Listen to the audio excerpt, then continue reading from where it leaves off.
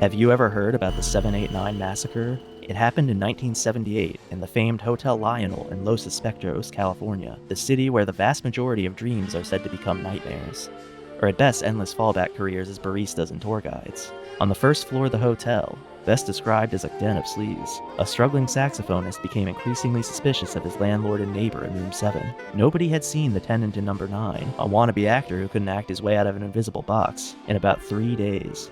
Number 6, as we'll call him, first became suspicious when the landlord came knocking and looking for that month's slightly past due rent, which was a good bit higher than the previous amount. A change the landlord promised number 6 had been announced via the bulletin board at the darkest, smelliest corner of the hallway several weeks ago.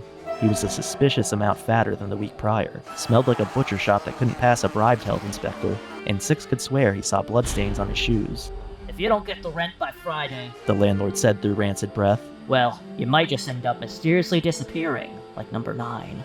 This wasn't a very subtle threat at all, and 6 was terrified for his, for lack of a better term, life.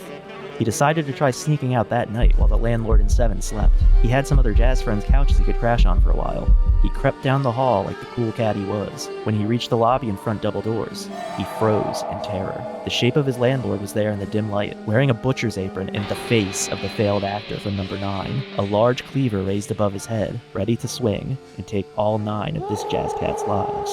To be continued.